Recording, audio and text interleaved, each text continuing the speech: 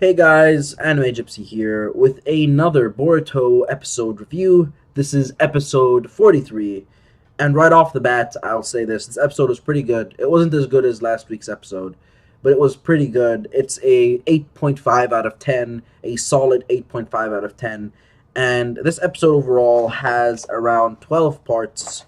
That's not including the pre-intro scene, which we're going to get into shortly. And the theme that I think this episode highlighted is unpredictability and playing with the viewer's mind. This episode makes the viewer think it's going to be more predictable, then not so much later on, just plays with the viewer. Or you think you know what's going to happen, but then you don't. Now, this is actually something that we get right off the bat from the intro, the pre-intro, sorry. The pre-intro scene has Boruto basically being told that, hey, this was an actual diversion. The other bank robbery was a diversion for this one, where the jewels were actually robbed from this other place, and the people responsible are called the Byakuga gang.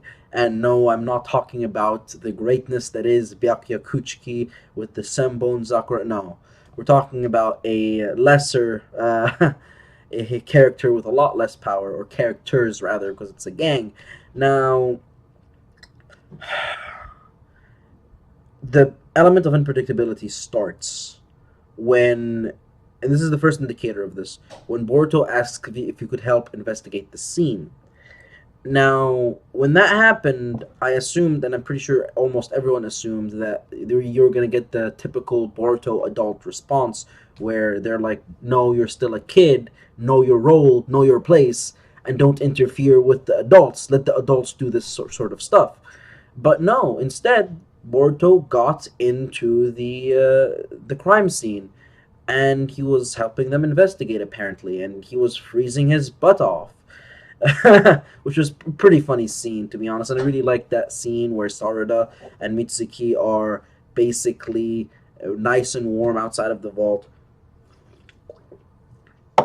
and just Boruto is freezing inside, and they're saying, hey, I wonder what Boruto is feeling like. And in the midst of this, you have Konohamaru and the special Jonin with him, basically coming to the conclusion that this is an inside job because the sensors would pick up anyone, because it's a thermal sensor that detects temperature, which are actual things in banks, by the way. Like, actual technology, part of it is thermal sensing. Thermal sensors. Thermal sensors are an actual thing today. This isn't something out of Boruto. No, banks today use that type of stuff too.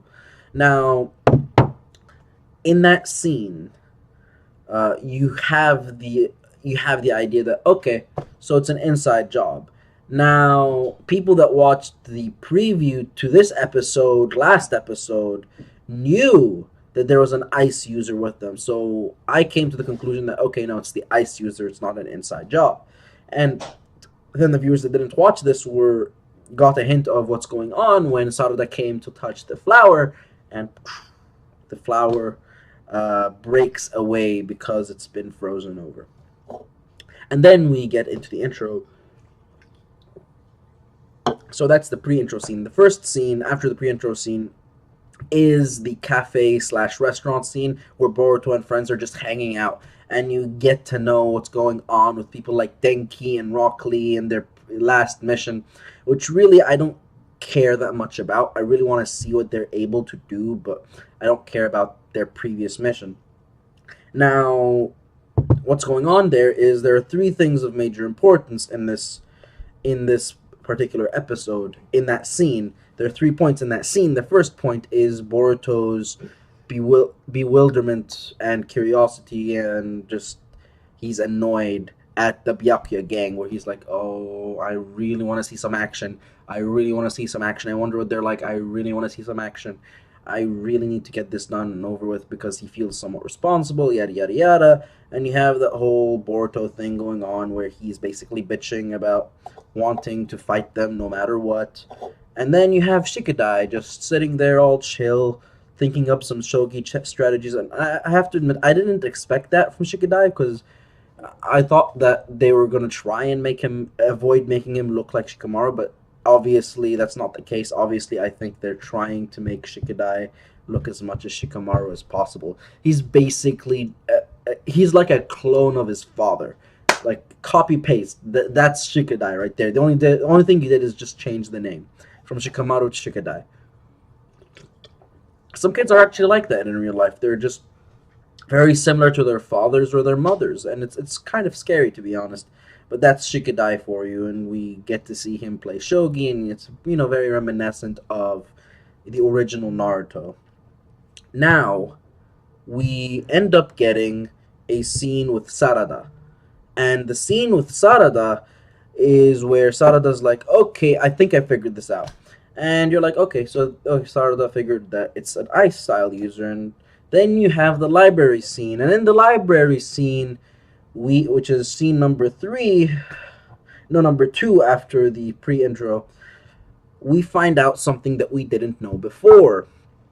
The ice style technique, ice style Keke Genkai, did not originate from the Hidden Mist as a lot of people thought, but it was actually originated from the Land of Snow, which I believe was in one of the movies, one of the original Naruto movies, way, way, way, way, way back in the day.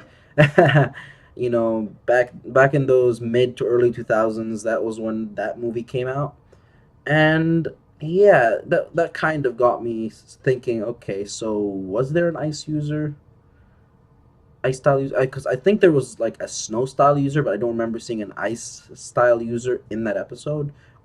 Actually, no, no.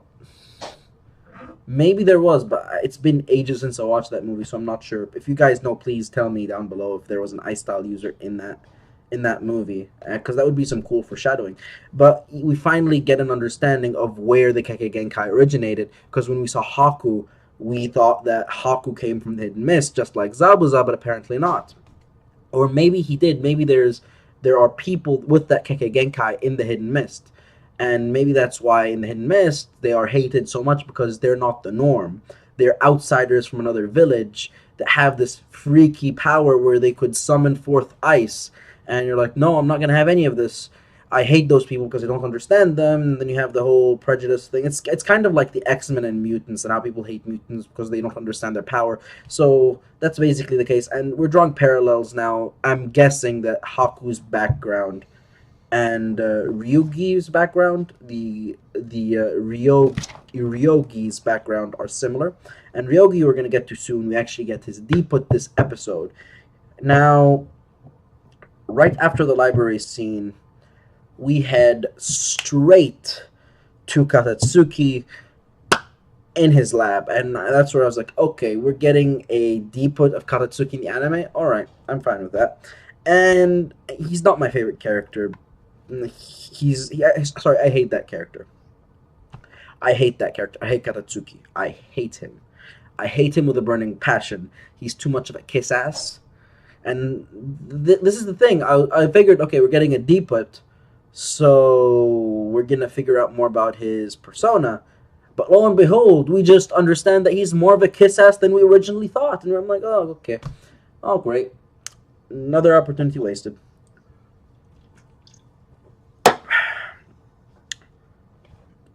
And he's a very cringy character, to be honest.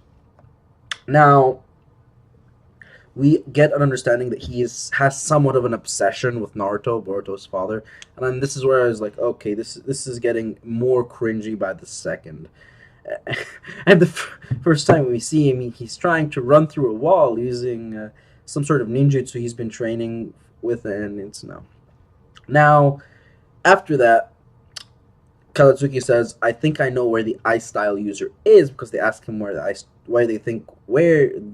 they ask him where he thinks the ice style user is. Now we cut to a scene with Shikadai, and you see Shikadai passing, and then pause.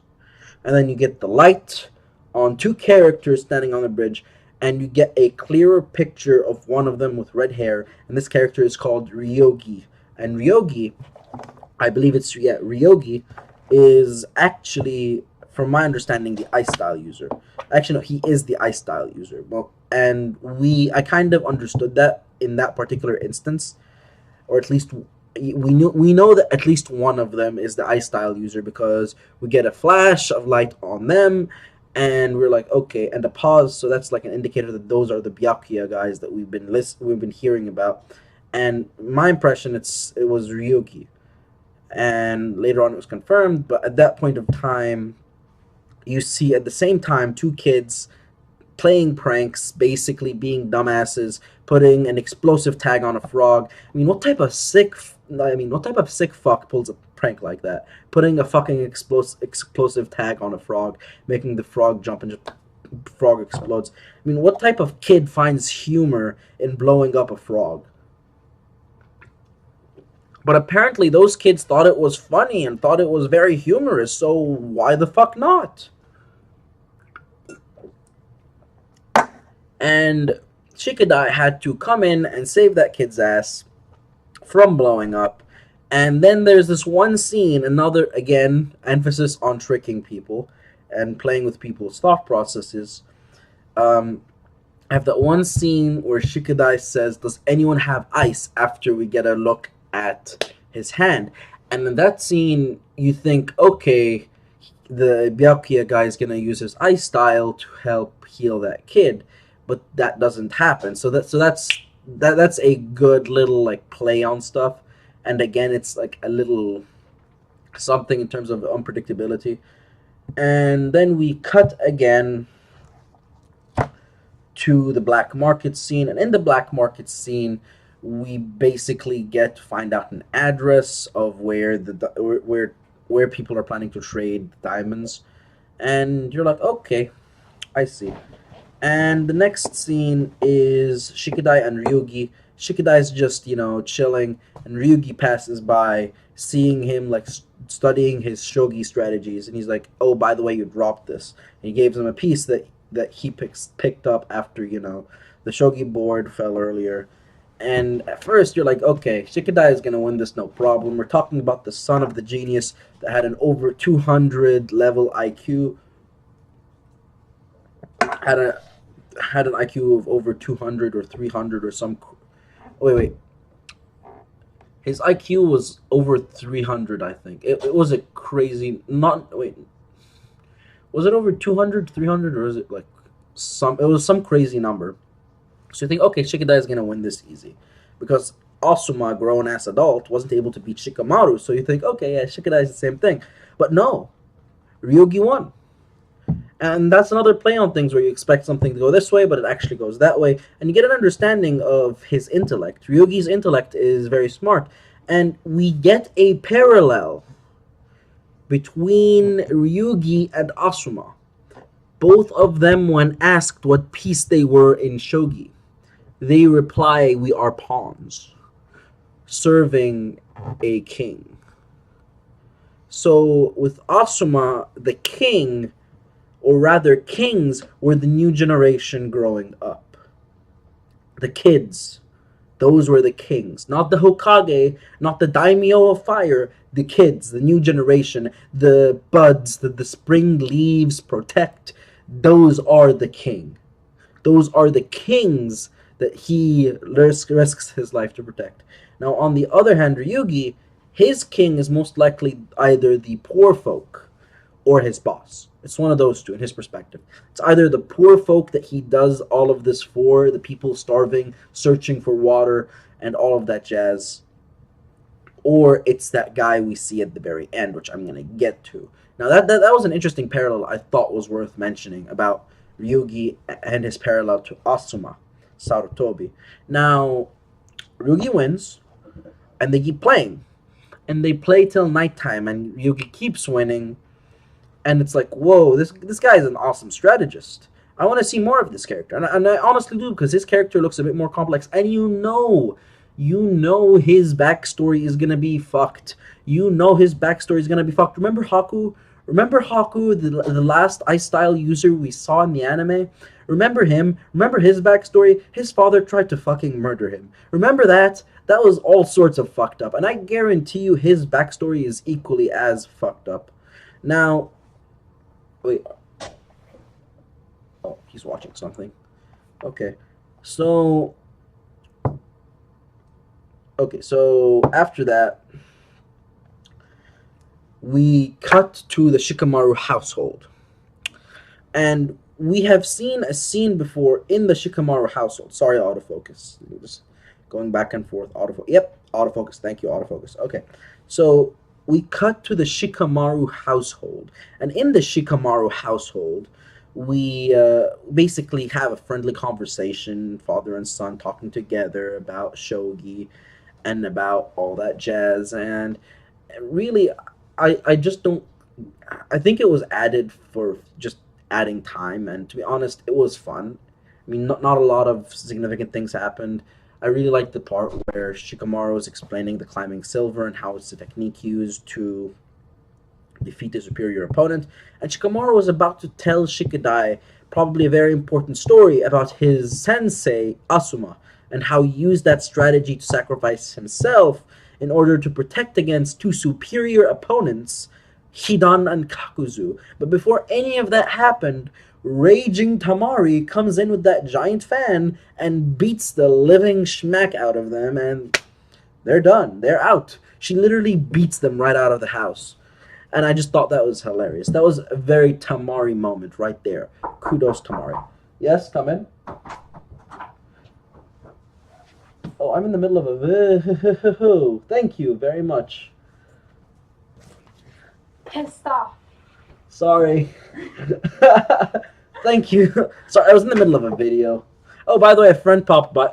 Come here, Liz. A friend popped by and. No, wait. My face looks ugly. Goodbye. Goodbye. Have a nice time. You too, Liz. So a friend popped by and just like gave me my bag. She's like, "Oh, you forgot your bag at the cafeteria." That's pretty funny.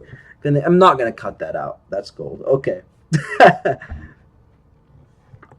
All right. So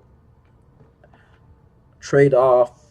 Dirty. Okay. Dirty trick. No, we're at trade off. So we cut after the Shikamaru household part to the trade off, and it's the stereotypical trade off. I need not say anymore.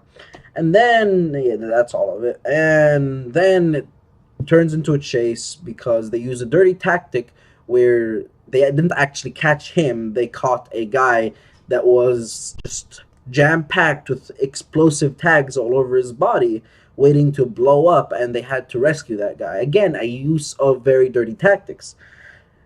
And it turns into a pursuit, and after the pursuit, you have this moment where you see Ryugi using ice style for the first time in combat, and what you see is he was able to create ice style in a fashion that wasn't direct combat, but it was more of a trap.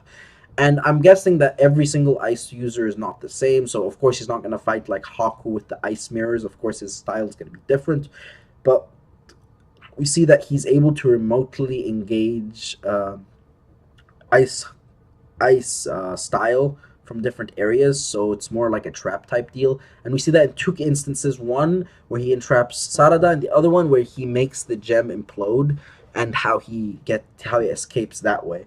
Now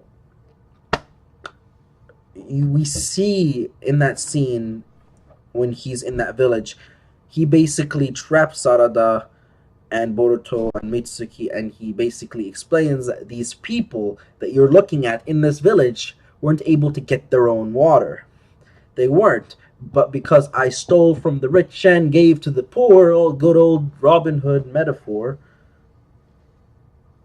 Oh, he's asleep, so I'm gonna make my review really,